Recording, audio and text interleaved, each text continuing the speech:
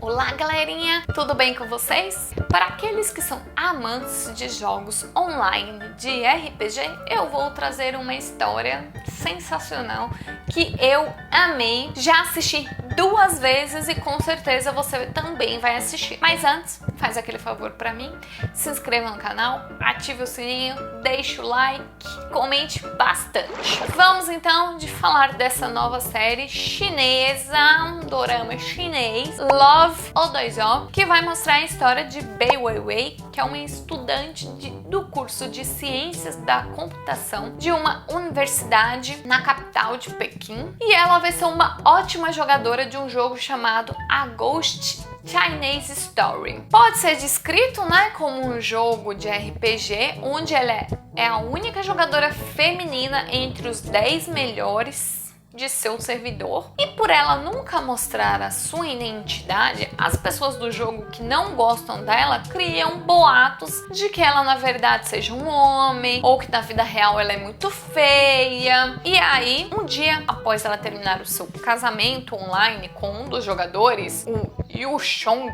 que é o nome de usuário, do Zhen Xiaoxiang, ela vai conhecer o Xiao Nai, o jogador número 1 do ranking do servidor, que vai a pedir em casamento. E aí, qual vai ser a sua resposta? Para ela, é tudo negociação. Então ela vai aceitar a proposta, já que em primeiro momento seria beneficiado ambos os lados nas batalhas e competições do servidor numa disputa para casais. E com o tempo, Weiwei vai se apaixonar pelo Nai. E aí eles vão marcar de se encontrar pessoalmente e ela vai descobrir que na verdade ele é o aluno número 1 da universidade do seu departamento e o garoto mais cobiçado, o Xiao Nai. O dorama vai mostrar o relacionamento dos dois como se ele estivesse desenvolvendo ali com o tempo. Pra gente saber, Bai Weiwei é uma brilhante aluna de TI,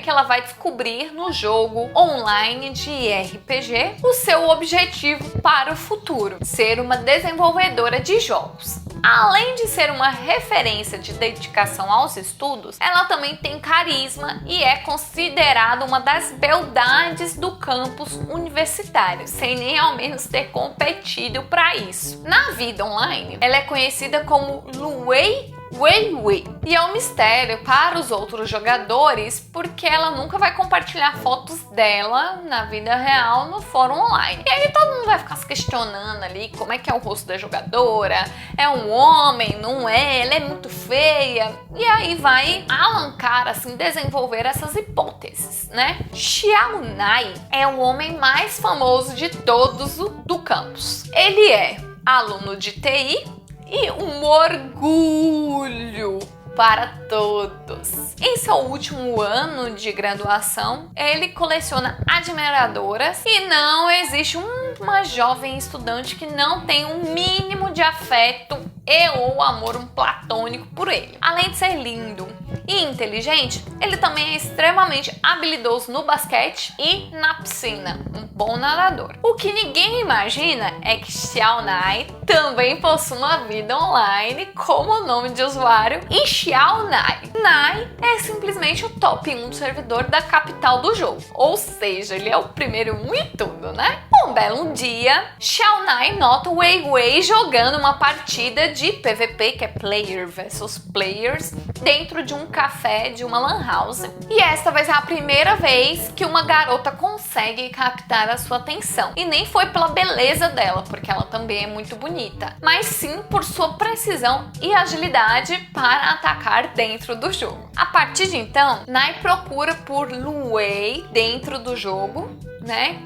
Para que eles formem duplas através do casamento e consigam evoluir dentro do servidor. Gente, na minha opinião, os produtores, eles tiveram um planejamento muito interessante para manter um estilo tão tradicional entre eles numa história que tinha tudo para ser um Slice of Life, né? O Wuxia está presente na vida online, onde existe uma sociedade paralela ali em que as pessoas normais se transformam em heróis e heroínas, combatendo toda sorte de monstros e vilões. E cada batalha trazia um pouco desse estilo com efeitos visuais bem comuns nas novelas de época. Acredito que tenha sido uma forma inteligente de agradar o público tradicional dentro de um contexto de história mais realista. Com o tempo, as cenas dentro dos jogos vai ficando um pouco mais escassa. E aí eles vão focar mais na vida offline e no desenvolvimento dos personagens. Claramente existe um tempo de transição e adaptação para que as pessoas acabem mais instigadas a ver ali o que vai acontecer no offline e não apenas no online. Muito embora eu não seja uma grande amante dessa transição, eu queria ver muita coisa online e tal, eu achei que foi um ponto muito positivo para a série. Os personagens jogavam o RPG, né? Chinese Ghost Story, como eu já falei. Não sei se é coincidência, porque existe um filme de 1900 e borrachinhas que também tem esse nome. E aí vai mostrar um estilo de jogo que permite múltiplos jogadores que criem ali seus personagens online e que simulem a vida dentro de um mundo virtual dinâmico. Alguns exemplos desses games eu vou citar para vocês. A gente tem Ragnarok, World of Warcraft, Neverwinter, Guild Wars, Blind e por aí vai. Gente, vou falar para vocês que dentro desse universo de jogo que a era estimula assim a criação de casais, quando os jogadores formavam pares, eles ganhavam missões com mais recompensas e tal, e quando duas pessoas se dispõem a ficar um tempo juntos, não é raro que o interesse do jogo acabe se tornando uma amizade entre essas pessoas, né? Não é apenas entre os personagens, acaba virando na vida real e um romance, a gente passa a se a conhecer mesmo as pessoas. E a história da série acaba mostrando muito isso, porque existiram pelo menos 3 casais dentro do jogo que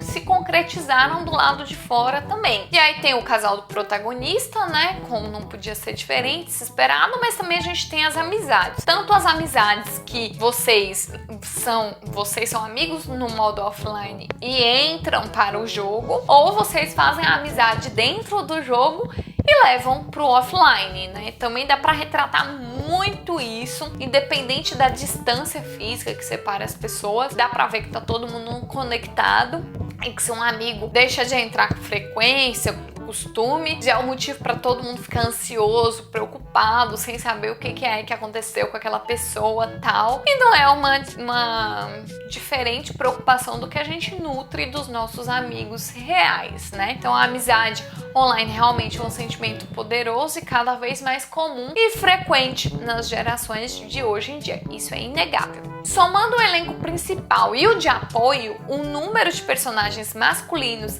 e femininos da série foi surpreendente para ele ali, bem similar, praticamente o mesmo. O tempo de cena, contudo, ele dá uma desbalanceada, assim, não existe muita novidade do que a gente se vê, né? Contudo, algumas questões dentro da história se provam positivas e até mesmo um pequeno avanço na imagem que se tem da mulher na sociedade. Ainda muito pequeno, qualquer avanço já vale.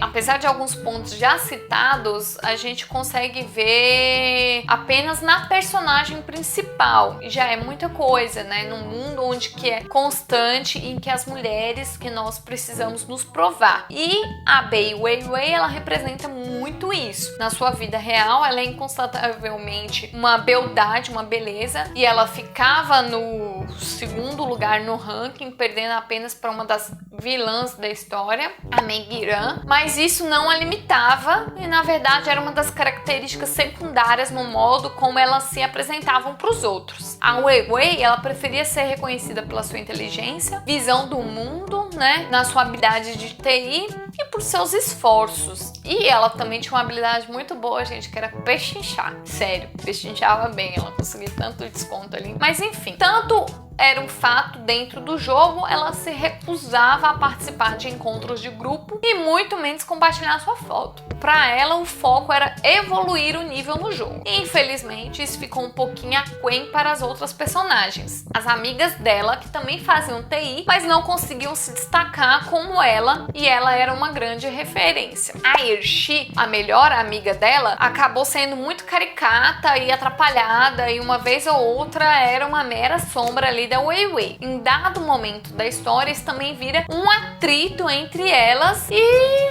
acabar pesando um pouquinho assim, tanto pra Ershi, né? Mas por aí foi desenvolvido. A Ershi também se interessou pelo jogo e foi desenvolver algumas habilidades. Sempre que ela precisava de ajuda, ela chamava o Wei Wei, e ficou evidente, olha, os preconceitos e as pressões que existiam na mulher, caindo nesses estereotipos, né? Se ela é inteligente, se não é bonita, se é boa no jogo, é feia ou é homem. E aí a gente tem a personagem Wei Wei que consegue quebrar todos esses argumentos. Por outro lado, o núcleo de mulheres rivais, né, foi maior do que a das amigas. Nessas personagens de apoio, a gente consegue ver que elas eram do estereotipo invejoso. O Wei Wei tinha muito mais inimigas do que amigas. E o motivo não era outro senão o recalque delas, porque elas não eram uma Wei Wei da vida. Por isso, elas eram umas personagens um pouco cansativas, assim, e que não acrescentavam muito além da vergonha alheia. O que eu achei lindo foi o casamento, que começou por conveniência online e inevitavelmente saiu para a vida real. O Xiao Nai era um homem de parâmetros muito elevados que não combinava de jeito nenhum com os estereótipos forçados de mulheres bonitas com intenções ruins, como as rivais, e sem contudo acrescentar, ele deu muito certo com Wei Wei e formou um casal perfeito e incontestável. Em muitas séries, novelas, isso acaba sendo chato pelo modo como é retratado. Mas aqui em Love O2O tem um jeito diferente de apresentar. Apesar da gente ver o Xiao Nai sempre disponível e protegendo o Wei Wei, eles pareciam ter um limite de responsabilidade. Eles sabiam onde que eles conseguiam ir sozinhos sem precisar um do outro, e quando o apoio era necessário, isso acabou sendo provado de modo orgânico assim. Eles superavam os próprios desafios, né, e que eram importantes para eles, mas como se fosse necessário eles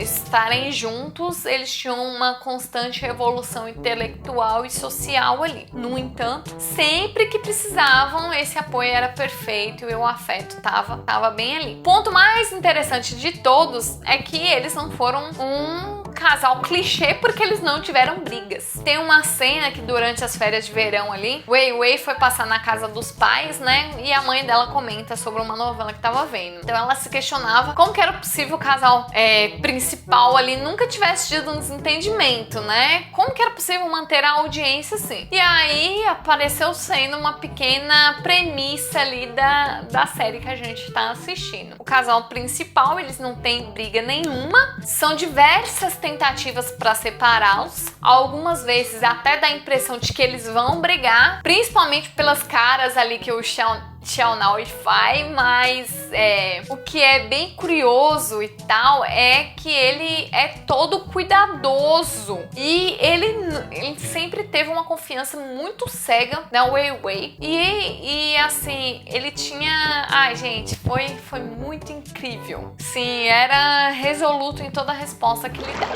Considerações finais para a nossa história é que a história é bem divertida de se ver, as cenas finais dão vontade de continuar assistindo e acaba levando assim uma maratona, porque, gente, eu assisti em 2 dias, tá? São 30 e tantos episódios e eu fico assim fissurada assistindo uma atrás da outra, não tem jeito. A narrativa é boa, mas não é tão espetacular assim, mas é muito boa, e dentro do gênero existem histórias envolventes, né, e melhores estruturadas, e o enredo deu bastante para se pensar e refletir. Como todo drama, Tem coisas boas e tem coisas ruins, mas na média geral, pra mim foi perfeito. Tá disponível na Netflix, no ViX, a gente encontra em fansubs e pra quem não quer ver tantos episódios, pode ver um resuminho antes, que também existe um filme com o mesmo nome. É só pesquisar lá na Netflix.